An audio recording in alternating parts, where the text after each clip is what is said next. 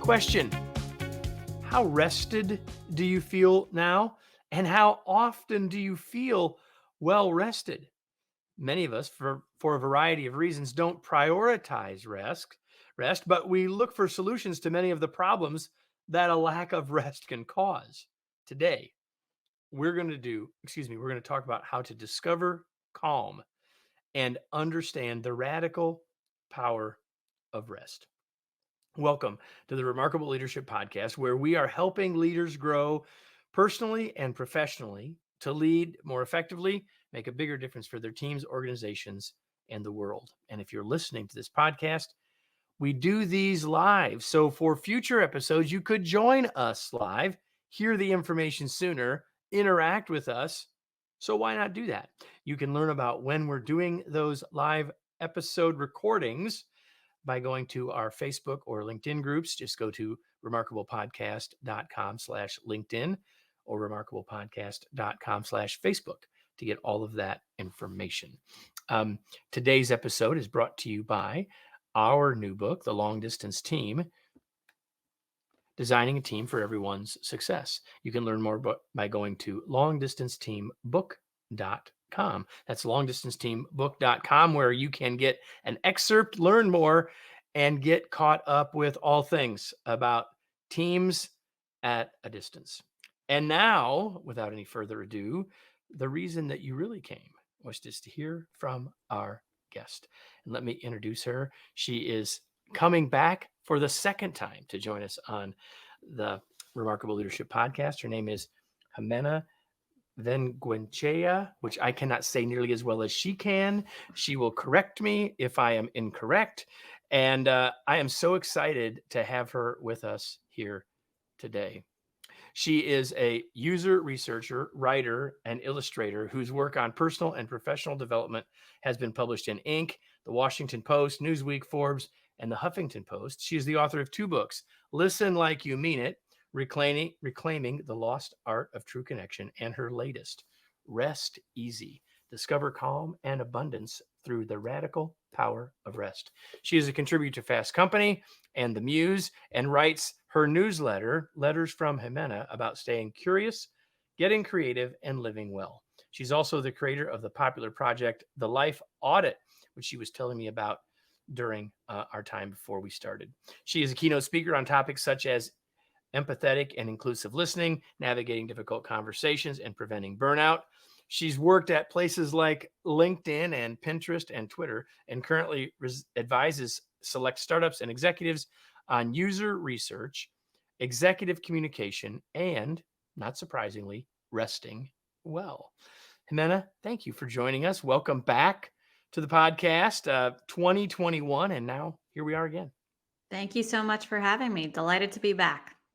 So let's tell us a little bit about your journey, sort of how you end up doing this kind of work, if you would, because I think that journey will help set up why this book.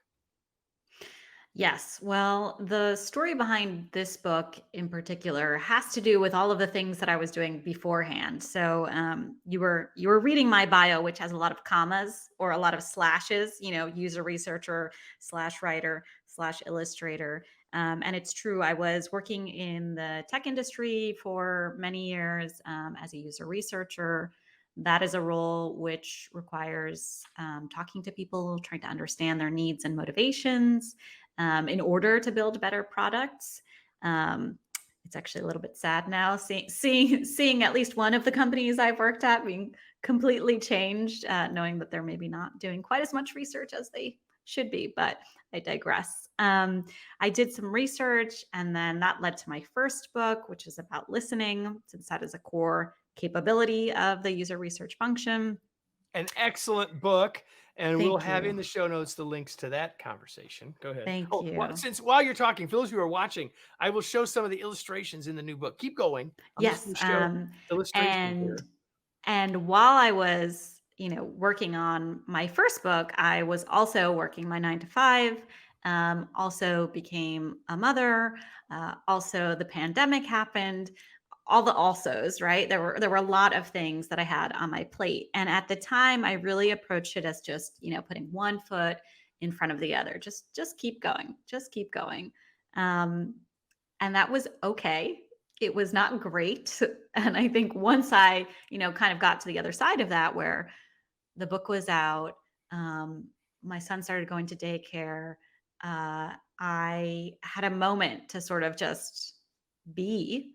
I realized how exhausted I really was. And I sort of allowed myself to recognize that I was burnt out, and that there was a reason that I was feeling the way that I was, which was sort of a little bit listless, a little bit unmotivated, and very tired. And that led to this new book, because one of the first things I did when I realized how burnt out I really was, after many months of kind of debating, like, well, should I leave my job? How should I manage this? And eventually I did leave my 9 to 5 to focus on writing full time. I had in my mind that, one, this might be temporary. So this might be something where, I take a break and I'll feel better in 6 weeks. I'll feel Yeah, that's what fine. you said in the book. Well, I figured in 2 or 3 weeks, right, I'd Yeah. feel better. Yeah. I was like, I just need a little break, and then I'll hit the job, then I'll hit the job hunt again. It's fine.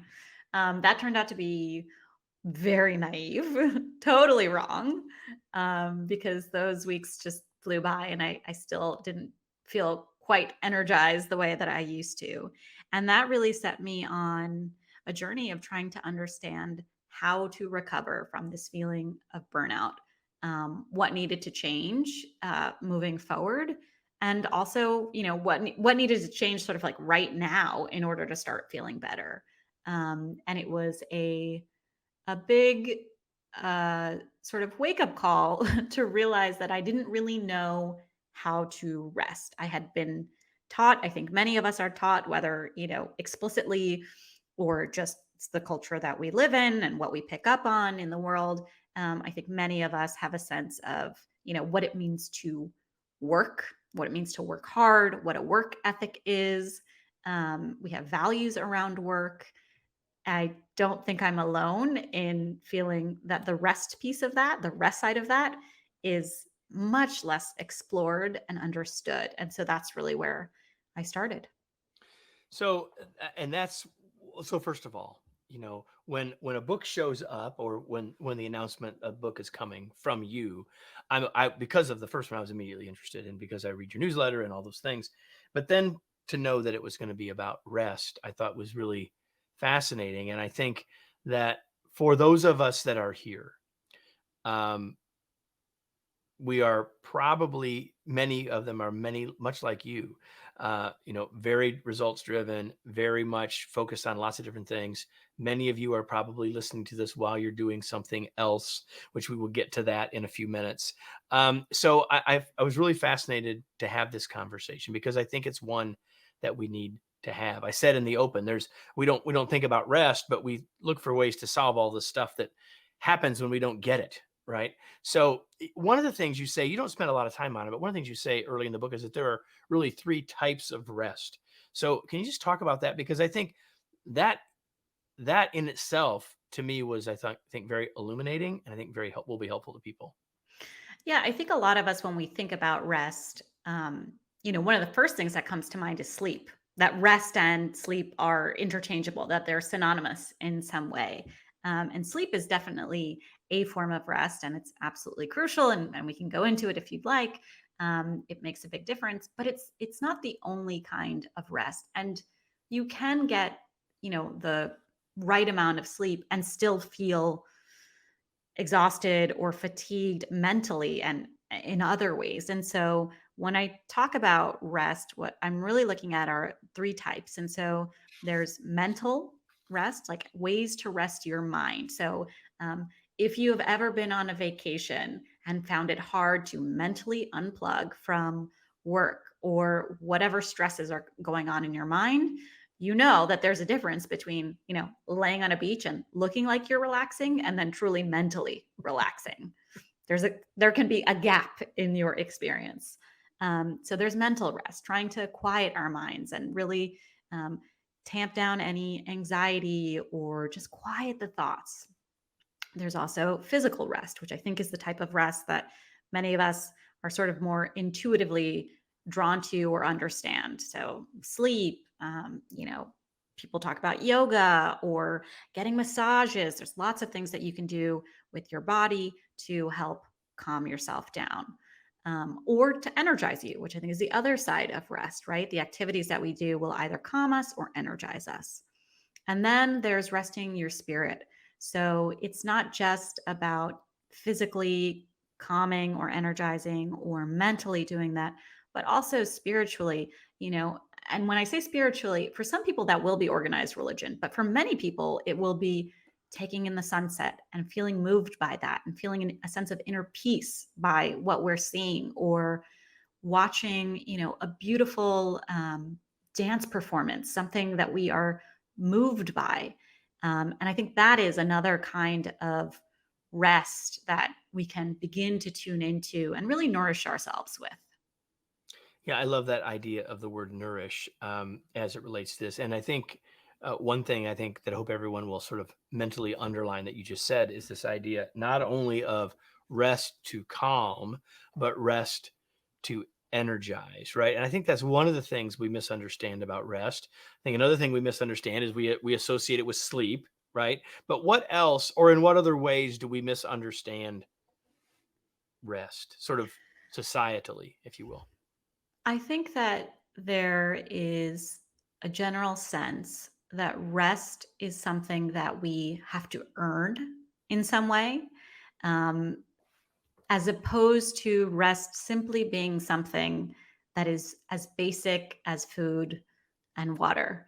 There's, in our culture, there's this idea of, you have to earn it. You have to do the things on your to-do list first. You have to achieve the thing, get the promotion and then take the vacation, Then whatever we it can is. rest, right? Right. So but you've got a pretty long list. And what's complicated about that too is that list can keep growing, right? Like there is always more that you can add to that list.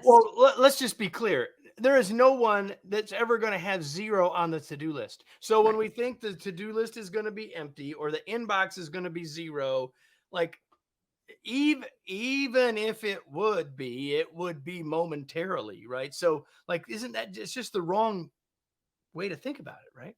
Yeah. And there's, to give ourselves a little bit of credit, there's a reason we have this kind of thinking. And it's this thinking is in the media, it's in our culture, it's how many people use social media, right? It's very achievement oriented. It's very like, let me show you what I'm capable of.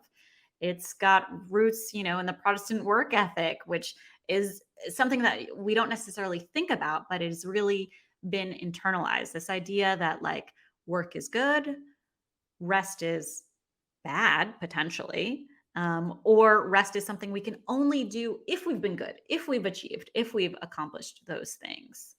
um, So since and you mentioned this in the book, you mhm. talk about the Protestant work ethic, which is sort of an American thing, at least generally speaking. So my question would be this: in researching the book, is this a bigger is this book more needed in the U.S. than in the rest of the world, or not?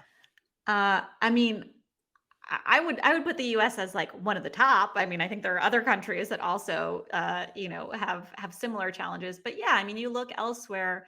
I spent a few years living in France after graduating from college, and there's just it's a different pace. It's 2 hours over a leisurely lunch. There's an enjoyment of food, a savoring.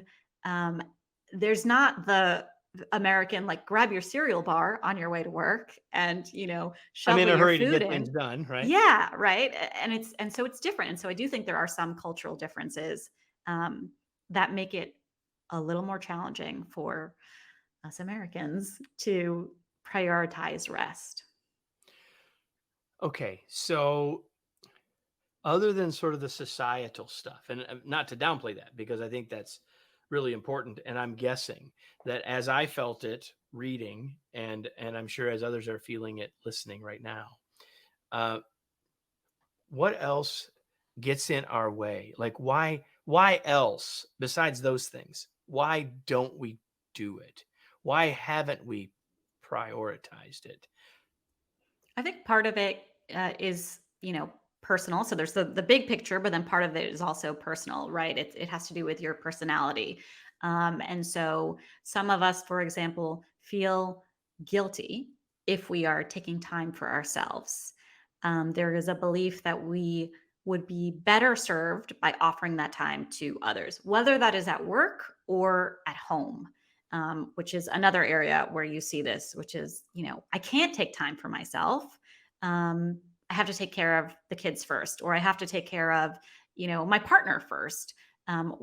Whoever it is in your life, I think there can be, especially around family, a strong sense of guilt, that I can't take the time for myself until I manage that.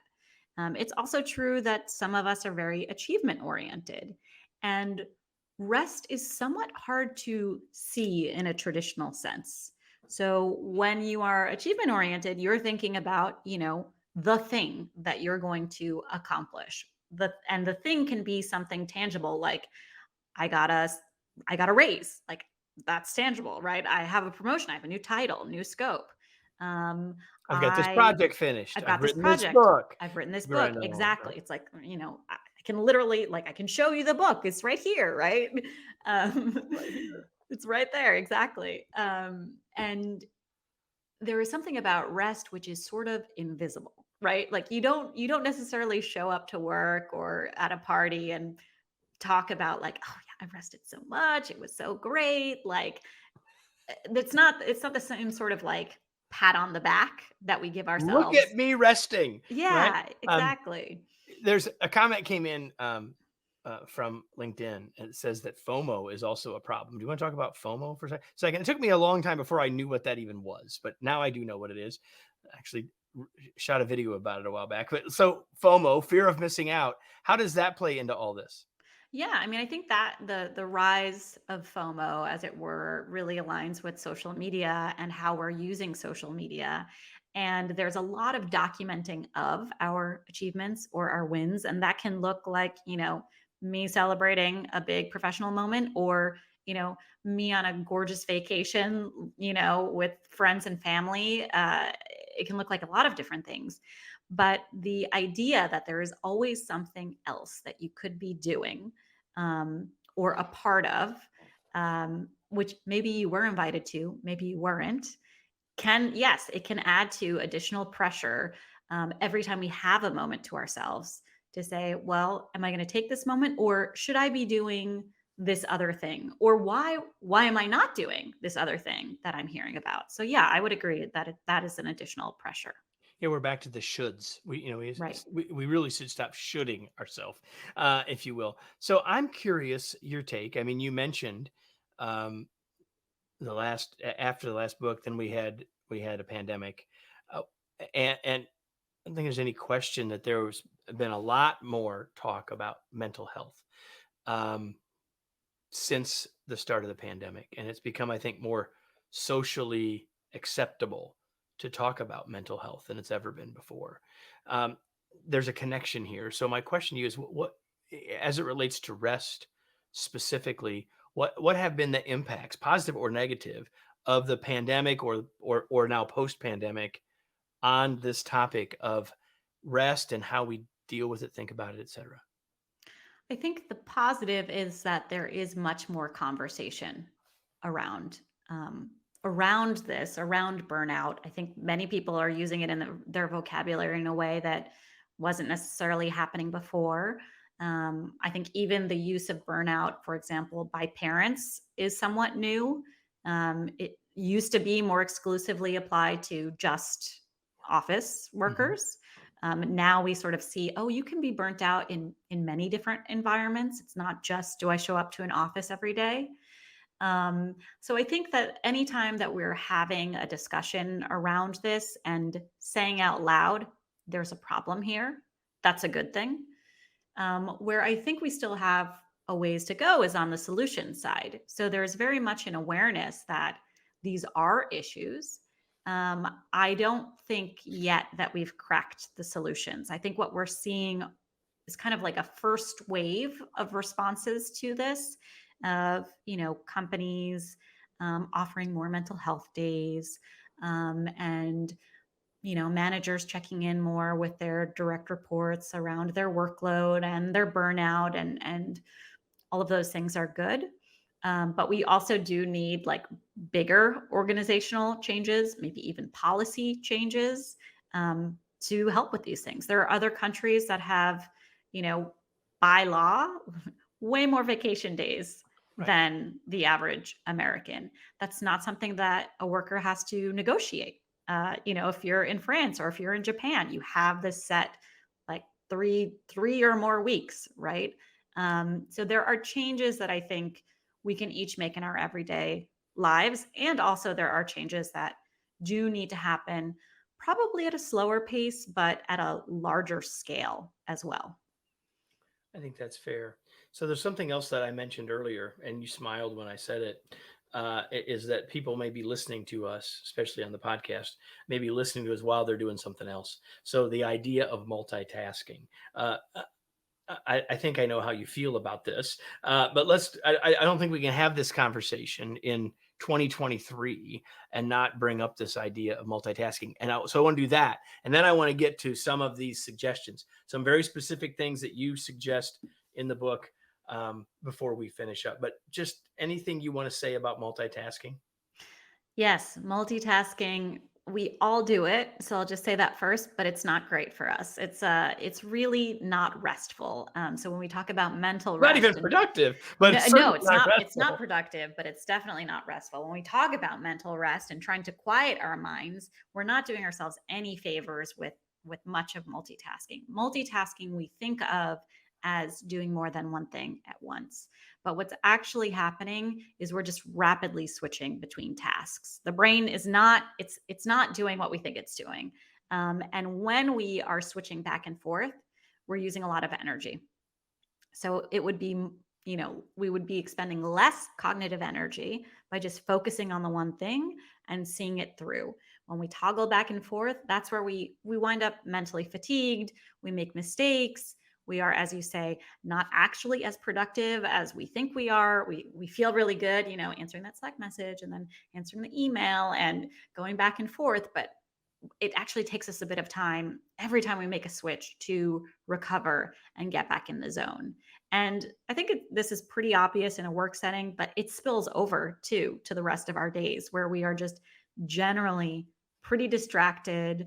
We experience what researchers call time confetti, where your day is sort of like broken up into small chunks, instead of something meaningful where you can look back and be in that moment in a more prolonged way. So multitasking is really, it's not going to leave you feeling energized. It's going to leave you feeling mentally fatigued. Okay, so let's talk about some suggestions, and there are a bunch of them in the book. I'm going to mention a couple, and then maybe if we have time, I'll have you mention one of your favorites. But before we do that, we have to talk about the devices and the technology and the screens. And I recognize the paradox or irony of this, that we're going to have this conversation, and that's how people are going to consume this conversation, right? Is on their technology. But you, as others as well, talk about taking a break from the screen or screens. And well, we've all heard this, but give us a couple pieces of advice that you would give about how to do that effectively. Yeah, I mean, the first thing I'll say is I'm definitely not anti-tech, as you heard in my bio, right? I've worked in these tech companies, and so I know firsthand, some of the benefits, but also yes, the drawbacks too. And so when it comes to carving out that mental space and giving ourselves peace of mind, we do have to think about how we will incorporate our devices into our everyday lives and whether our tech habits are helping or harming us. And so there's a range of experiments that you can do, from what I would say are the very challenging to the somewhat easier. One of the more challenging, but I think worth exploring, activities is a tech Shabbat. So you can take an entire day, once a week, where you totally unplug your devices, and just are in the moment. You print out the directions you might need or the recipes you might need, but you turn off all of your devices. For some people, that feels really challenging because they want to be reachable, or they're worried about, in case of emergency. It's not for everyone, but But I you know think it's what? worth We all trying. lived through that before. Like That's right. it can be done. Yes, it can definitely be done. And I think, it can sound harder than it is in the sense that if you've ever gone camping, someplace without service, like you've done this before, right? But it's about being more intentional and doing this on a more regular basis. Um, And even you say, you think you can do it about once a quarter. You're not trying to do it every week, yes, although you suggested once a week. So I yes, think that's helpful too, because I think people say, "Oh, I can do that once a week," but I could try it once and I could absolutely. see, and then I could use that as a part of my overall process. I guess that's probably the kind of thing that people might have expected us to talk about, but I doubt if anyone who's listening has ever even thought of an idea that I loved, called creative waiting. Talk about creative waiting as a strategy to help us get some rest. Yeah. So, if you think about the many moments in our day that maybe are somewhat, whether they're planned or unplanned, where we have an instinct to just tap on our phones in some way and kind of shut out the world around us, think about those moments as opportunities to rest. So, sometimes, let's say you're at the doctor's office, you're waiting for an appointment, maybe they're even delayed. That's a lot of the times, that's when many of us will kind of tune out and just go down the rabbit hole on our devices. Creative waiting is really giving yourself an opportunity to observe and notice what's happening around you and to use this as time to connect with those surroundings in some way. Tell a story in your head about what's happening at the doctor's office. Notice the shades of red around you. All of these are ways to not just serve as an alternative to using your device, which we know isn't restful, but also to give your brain a break in the sense that usually if you're not occupied with a device, your mind is running, right? In fact, that may be why we, turn to the device. It's a way of kind of shutting that down. So when you focus on these little details in your environment, that is also going to help quiet your mind and give you a moment of rest, and is a way to turn maybe a moment that you weren't looking forward to, waiting at the doctor's office, into something restful, into something with that comes with ease. One of the things when I was reading that I was thinking about, Jimena, was the situations, and certainly the doctor's office would be one, but most of us, hopefully, are not going to doctor's offices very often. But some of us are doing things like getting on airplanes Mm. way more often than we go to the doctor.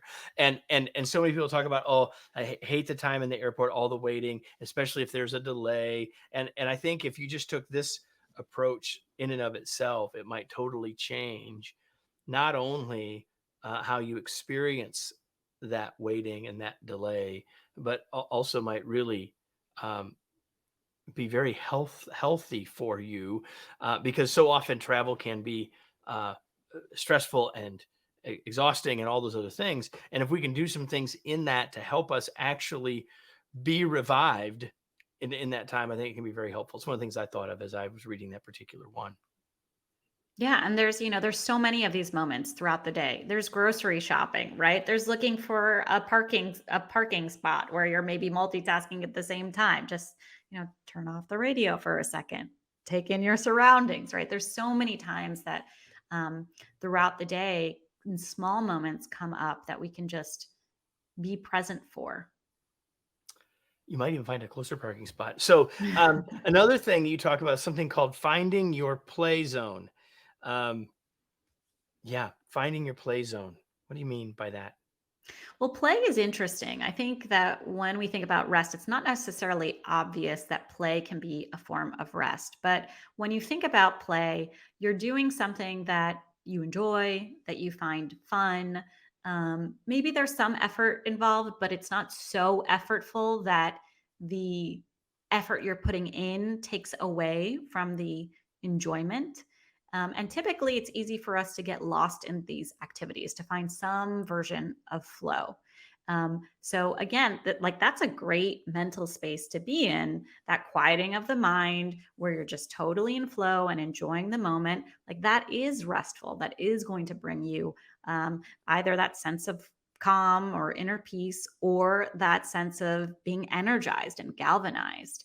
And so finding your play zone is really about reconnecting with the parts of you that are playful.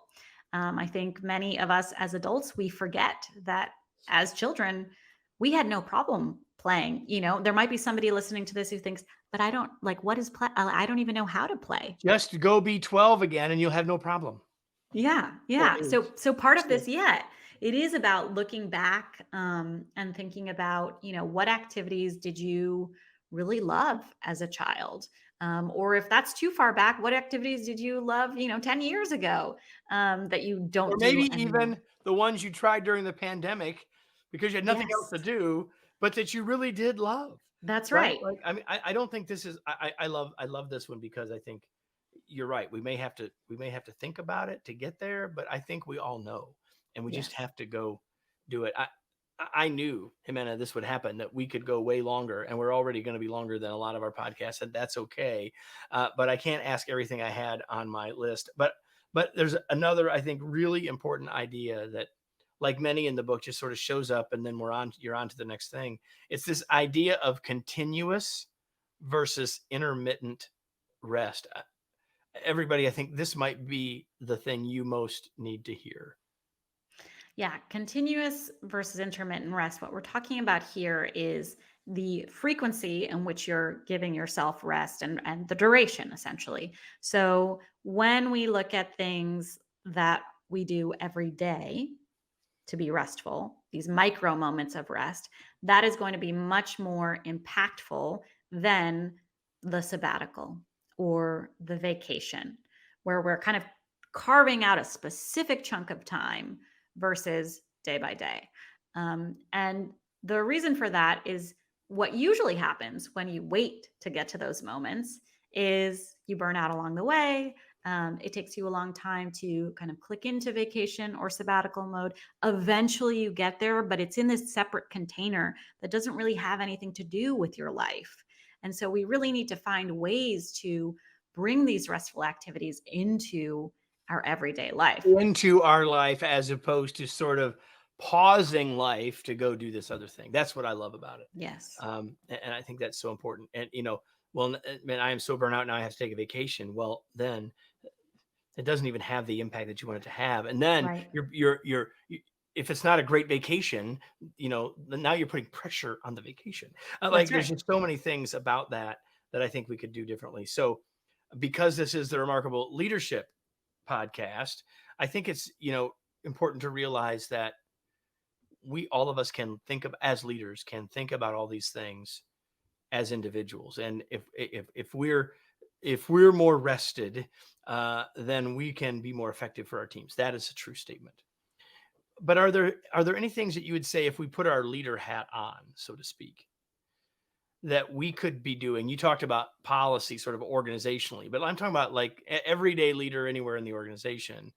Are there things that we should be, or you would encourage us to think about, that might help us help our teams around rest?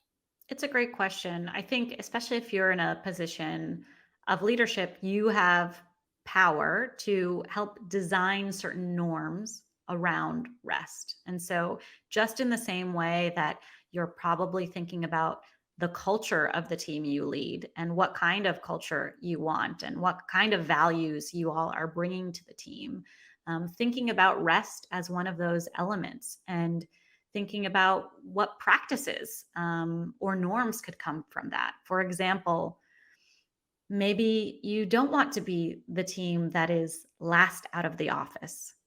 Maybe that's not important. Maybe you want to think about how early you schedule your meetings, or if you Or how late are, you schedule or them, how late or you whether you schedule schedule your them on meeting, Friday afternoon, or or whether you schedule a meeting at all, right? Thinking about those things. I mean, it's true. I think there can be a default to we schedule everything, but maybe we don't need to. Or, for example, If you work someplace near a park or that has some kind of walking path nearby, maybe you could take more of your one-on-ones as walking one-on-ones instead of sitting in an office. That's a way to give your everybody's eyes a break from screens or from harsh fluorescent lights. Nature is very calming, so anytime you see even just a tree with its leaves fluttering in the wind, it does something good for us. So thinking about ways both big and small, to the extent that you have some power within your organization, then you have the power to either help set those norms or help, kind of bring these issues up above and say, hey, we need bigger changes because these are the trends, the burnout trends that I'm seeing on the team. Like, Right. what are some things we can do? I love that. Thank you. So, shifting gears before we finish, I want to know, and I ask every guest this. So, I'm pretty sure I asked you this um, 140 episodes ago. What do you do for fun? Oh, well, this is yeah, it's a good It's question. especially appropriate for this particular conversation. Yes. Well, one of the things that I've gotten back into is reading fiction. I think the last time we talked, I was on a real hard nonfiction bent. I believe that's And right. I still love nonfiction. I write nonfiction, but I think that getting into fiction has been very relaxing for me, very freeing for me because I don't need to learn anything. I don't need to think about anything. I don't need to underline anything, and I can totally be transported into someone else's world with characters that have their own problems, so I don't need to think about mine. So I have really been enjoying that and incorporating it into um, my bedtime routine as a way to also ensure that I'm not looking at my phone right before going to bed. All right. So So that's that leads us to my other question. What are you reading? I'm guessing it's fiction. What do you yes. want? What are you reading right now?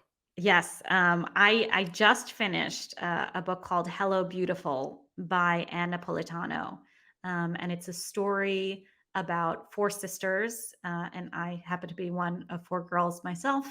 And it's about their relationship and their family over the years, and it's just really beautifully written and one of those books that pulls out relationships in a way that feels really true, family dynamics and both the good stuff and the bad stuff. And yeah, I really enjoyed it. Thank you for sharing that. Now, the question you really want me to ask, which is where can we learn more? Where do you want to point people? As you and I are having this conversation today, the book is not out. When this goes live on the podcast and forever more thereafter, it will be out. But where can you point? Where do you want to point people, not only for the book, but in general, to learn more about you and your work? Yes. The book is not out yet, but you can pre-order it, and that you can do on my website. So jimenavengoechea.com/rest-easy.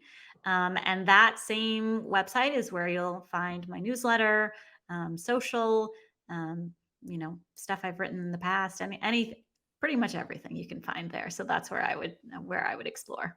And I think it would be safe to say too that if they wanted to connect with you on LinkedIn, that would be a good thing to do as well. Yeah, for sure. Because that's one of the places that I see tidbits from you on a regular basis. And so That's right. I encourage you to reach out to Ximena on LinkedIn as well as connect with me on LinkedIn. I'd love for you to do that. So, uh, Ximena, thank you so much for being here. Before we go, everyone, though, I need to ask you the question that I ask you every single week. And maybe this week it's as important as it ever is. And that is now what? What are you going to take from this episode? Uh, I can't imagine that there isn't something that you've gotten in the last 40 minutes that won't be of value to you if you take action. But if all you do is say, yeah, that was a good idea, or if all you do is remember to pause the next podcast while you're looking for a parking space, I'm not sure that's enough. I would really encourage you to think about what you heard from this very brilliant and wise woman today, because I think deep down you know that it will make a difference for you. And it may be a hurdle or two or five for you to cross to get to it. But I believe that today you've gotten some ideas about the radical power of rest and perhaps gotten some ideas about how to do it. So please do that. Amanda, thank you so much for being here. It was such a pleasure to Thank spend you, some time Kevin, with as you. always. It was wonderful. And if you all like this, tell someone else to come listen. If you like this, give us some stars and some ratings wherever you happen to be watching this podcast, if that's appropriate. But make sure whatever you do, you subscribe so you don't miss any future episodes. And you can come back to join us next week for another episode of the Remarkable Leadership Podcast. We'll see you then.